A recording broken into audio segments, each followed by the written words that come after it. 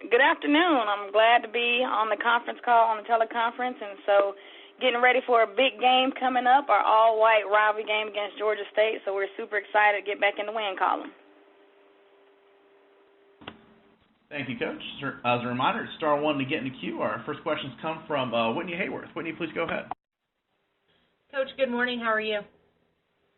I'm good. How you doing, Whitney? I'm doing well. Thank you so much for joining us today to talk a little bit about Georgia Southern. You know, obviously it's your first season as head coach of the Eagles. What have you learned and taken away so far as being the head coach, and what's maybe been one of your favorite things so far about this team?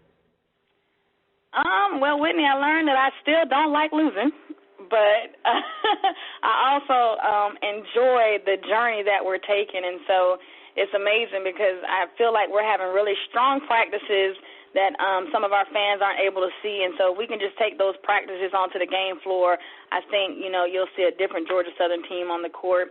I'm really happy with our fight. Although the record is not where we want it to be, we're still competing at a high level and trying to figure out how to get over that hump against these good teams in the Sun Belt. And so, we always talk about the 1%. We're just trying to get 1% better daily.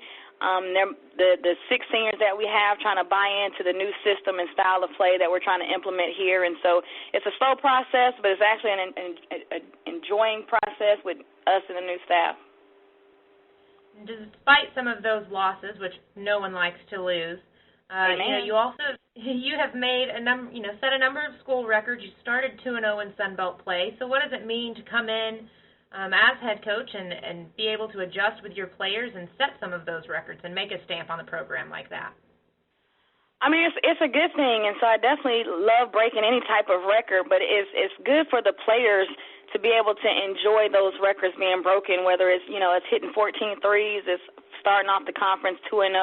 It's letting them know that all the hard work we're putting in a short amount of time is slowly paying off, and so that's a good coaching strategy in itself, is letting the players see that, what we're trying to accomplish is slowly taking form. And so, if we just stick to what we're trying to do and have fun, the biggest thing about the long Sun Belt Conference is that it's hard, it's tough. And so I don't want us to get so caught up in what's going on in the past with our 5-12 record. I want us to focus on the future. And so we can just have fun and continue to compete at a high level. Like I said, I think, the fans has yet to see what this team is going to be about come into, hopefully, tournament play.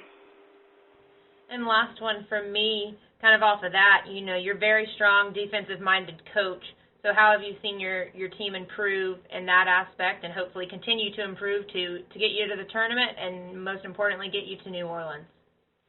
We're keeping some of the upper echelon teams at bay for a certain amount of quarters, and so it goes to show that if defensively we can contain some of the best players in the Sun Belt, we're doing a good job. We're still working with the inconsistencies of if we start off well, we got to continue to play well, or if we start off slow, we got to be able to pick it up in the first quarter. And so the inconsistency has been an Achilles heel for us, but, defensively, I love where we're going because, I think last year we was above in some categories offensively, and we was kind of dead last in all defensive categories. And for us to kind of turn that around, it really shows how they're trying to buy into what we're trying to do. And so I believe, defense wins championships. Some of my assistants probably think offense wins championships. And so getting better on both sides of the ball is really that all that matters at this point right now. But if we're able to defend some of the top teams, and we got, after Georgia State, we got Coastal, who right now is on fire offensively, that our defense is definitely going to have to show up and show out.